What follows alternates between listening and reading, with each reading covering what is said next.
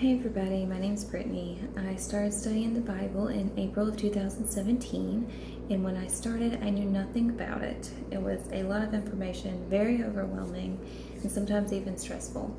So I wanted to start a Bible for beginners study, and just to cover all the basics, an overview so you can find what you need to know in the Bible, and not really get into a whole lot of explanations yet. So last week we ended Genesis. And so this week we're going to start Moses and the Exodus. So we left off where the 12 sons of Israel were in Egypt because they were bought there by Joseph when he was helping the Pharaoh. All right, all coming back to us. Okay, so they're all in Egypt. Well, their families grow and grow and grow.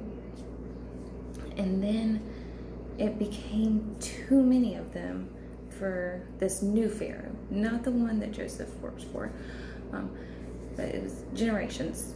So there's a new Pharaoh, and he doesn't like how many of the Israelites there are now.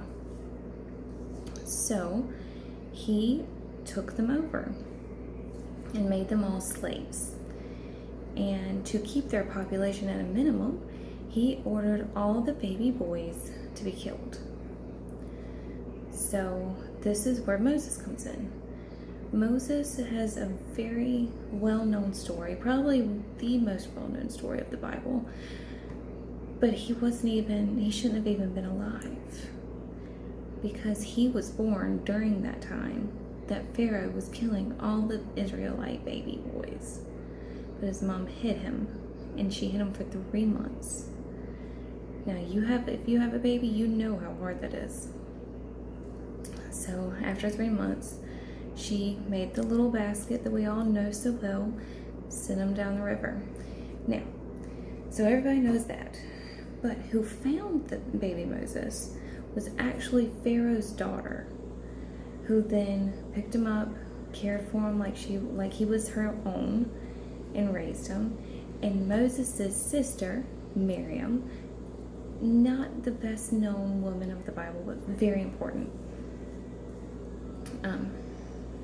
She saw Pharaoh's daughter, and then she said, well, let me get one of the Israelite women to nurse him for you. And of course she brought Moses back to his mom, but we'll get into her later. I like her, I like studying her. So Moses was raised in the Pharaoh's house.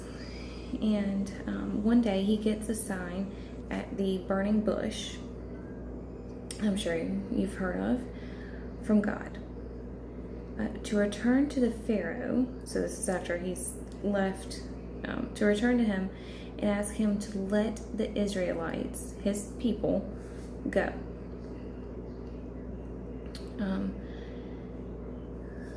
So then we get into the part where a lot of us know that time and time again, Moses keeps going back, telling them, let my people go. But the Pharaoh's heart is hardened, and he tells them no every time. So then God starts sending plagues. Sorry, my throat is dry tonight. Let's see. There's water into blood. There's the plague of frogs. Oh, I couldn't stand that one. I have a big phobia of frogs.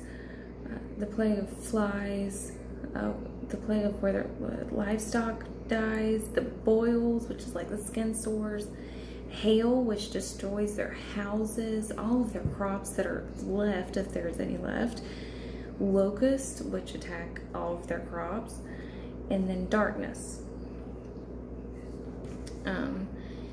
The hail, it would kill people. Many of these kill people, sources of food, their homes, and then the plague of the firstborn.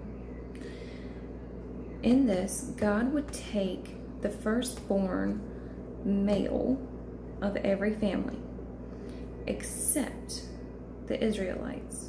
Now, the Israelites denoted their house by painting lamb's blood on their door frames. And that is the first Passover, because when the Spirit was going around killing all the firstborn sons, it would pass over the ones with lamb blood on their doorway and wouldn't harm that family because it knew it was Israelite family.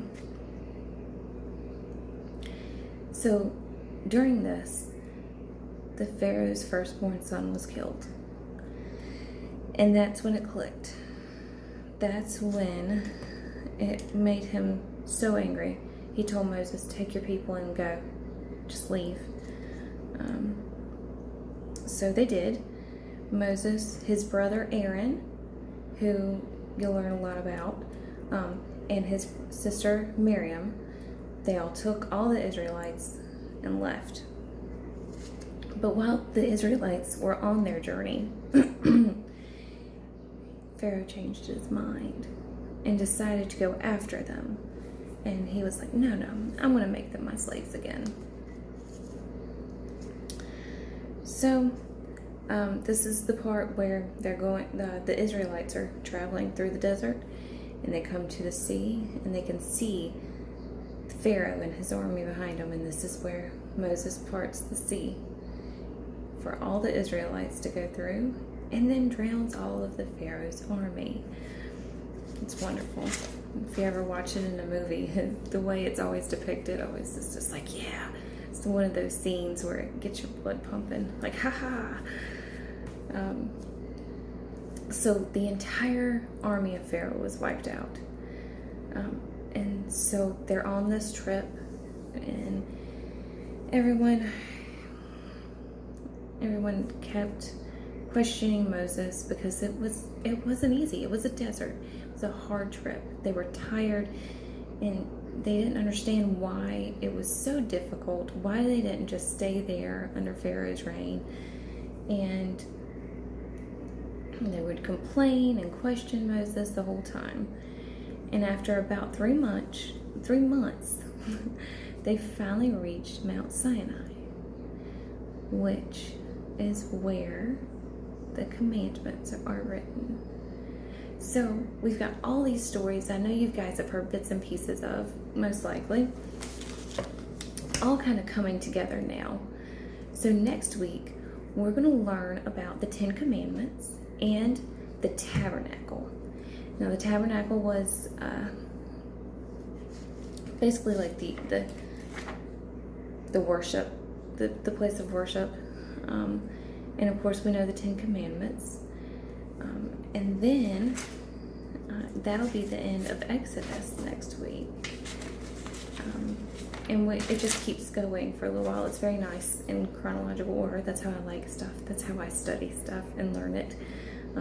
So all of this is very nice in chronological order, kind of all coming together now.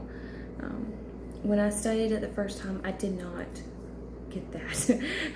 I didn't see any of the connections. It's difficult to see how it goes from one book to the next to the next. But it clicked the second time around that I read it all. But it is just nonstop throughout. So next week, we'll continue our journey in the desert with Moses and all the Israelites. Y'all have a good week. God bless.